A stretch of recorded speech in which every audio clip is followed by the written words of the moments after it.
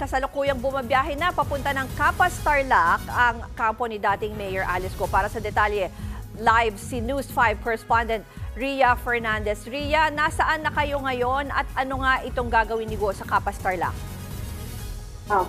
Ruth, sa mga sandaling ito ay tumatawid sa toll gate ng NLEX Balintawak ang convoy ng PNP kung saan lulan nga si Alice Go aka Go Waping, no?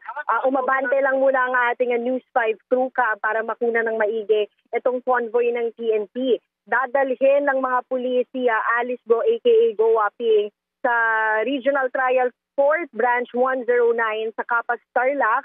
As a matter of procedure, kailangan nilang iharap si Alice Go aka Go Waping doon sa korte matapos nga siyang mahuli ng ating mga Indonesian authorities kamakalawa, no, and makauwi dito sa Pilipinas kaninang madaling araw. Ruth?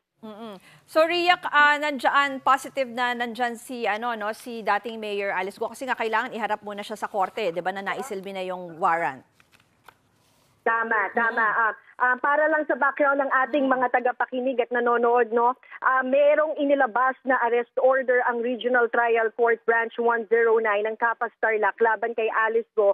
Ito'y kaugnay ng draft case na isinampa o inihain ng Department of the Interior and Local Government sa Office of the Ombudsman, at ang Ombudsman ang formally naghain ng kaso na draft, no, laban dito kaya Alice Go, no. Bailable ito.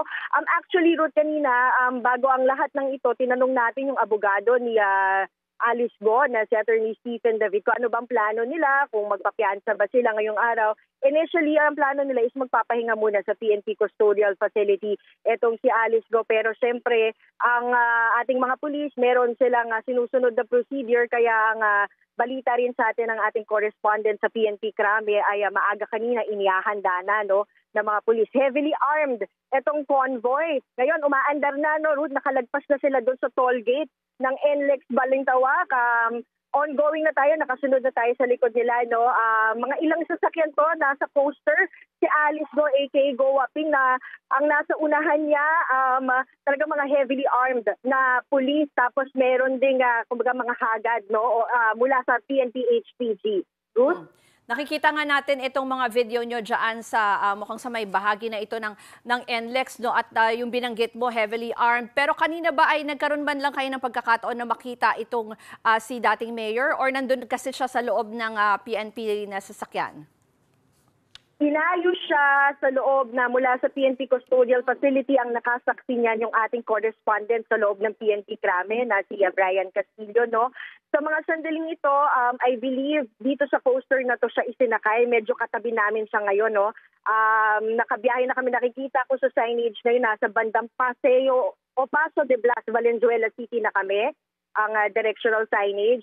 So, in 1 kilometer, nasa Paso de Blas, Valenzuela City na kami. So, patuloy yung aming pagbiyahe dito sa NLEX. Okay.